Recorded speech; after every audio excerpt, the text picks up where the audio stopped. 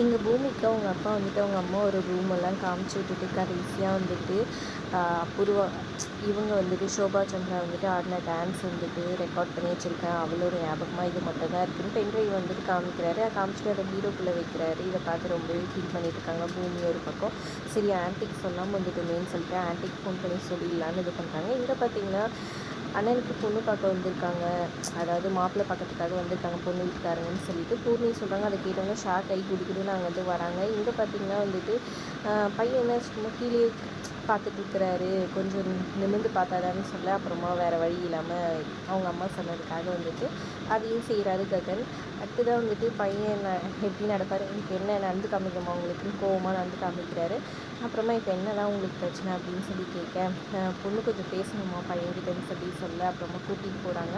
2 பேரும் போகிறப்ப கரெக்டாக பூமி வராங்க. என்னடா இது என்ன நடக்குது, பொண்ணு வேறு நல்லாக்கிறாளே, இவன் வந்து ஒத்துக்க போகிறான்னு சொல்லிட்டு பின்னாடியே வந்துட்டு போகிறாங்க. ஏதோ பேசிகிட்டு இருக்காங்க சுற்றி தூரத்துலேருந்து பார்த்துட்டு இப்போ எப்படியாவது அங்கே போகணுன்னு யோசிச்சுட்டு நேராக அங்கே திறந்துக்கிட்டு போகிறாங்க பால்கனி கிட்டே. நம்ம பூமி என்ன விஷயம் பேசிட்டு இருக்கோம்ல எதுக்கு வந்தேன்னு கேட்குறாங்க. இது யாருன்னு சொல்லி கேட்க டான்ஸு என் தங்கச்சிக்கு வந்துட்டு டான்ஸ் சொல்லி கொடுக்குற டீச்சர்னு சொல்கிறாங்க.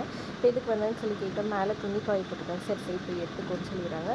மேலேருந்து போய் ஒட்டு கேட்க ட்ரை பண்ணுறாங்க, ஒன்றுமே கேட்க மாட்டேங்குது. யோசிக்கிறாங்க. சரி ஒரு ஐடியா இருக்குன்னு கையில் இருக்க ஃபோன் எடுத்துகிட்டு நேராக கீழே வராங்க. துணி இன்னும் காயலன்னு சொல்லிட்டு அங்கே இருந்த பூச்செடிக்குள்ளே இவங்க செடியை வந்துட்டு அதாவது ஃபோனை வந்துட்டு அந்த செடிக்குள்ளே வந்து போட்டுடுறாங்க. அதுக்கு முன்னாடி லேண்ட்லைனுக்கு கால் பண்ணிவிட்டு அதுக்குள்ளே போட்டு விட்டுறாங்க. கீழே கடகடன்னு ஓடி போய் எனக்கு தான் ஃபோன் வந்துச்சுன்னு சொல்லிட்டு ஃபோன் எடுத்து வச்சுட்டு கேட்குறாங்க.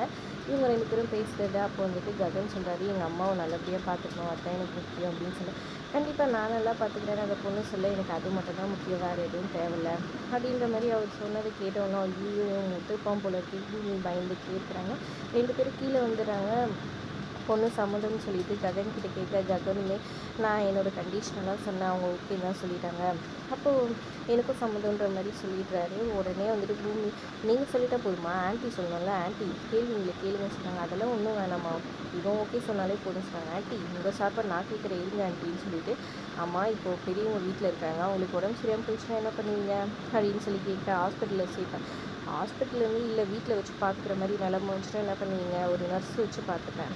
அப்படியும் வந்துட்டு முடியல அப்படின்னு சொன்னால் என்ன பண்ணுவீங்க, அப்போ வந்துட்டு நான் ஒரு ஆசிரமத்தில் சேர்த்துருவேன் அப்படின்னு சொன்னோடனே ககனுக்கு கோவமாக வந்துட்டு மரியாதையே ஏந்தி எல்லாரும் போயிடுங்க, எங்கள் அம்மாவை ஆசிரமத்தில் சேர்க்குறன்ற பொண்ணெல்லாம் எங்களுக்கு தேவை கிடையாது அப்படின்ற மாதிரி சொல்லி அமுச்சு விட்டுடுறாங்க.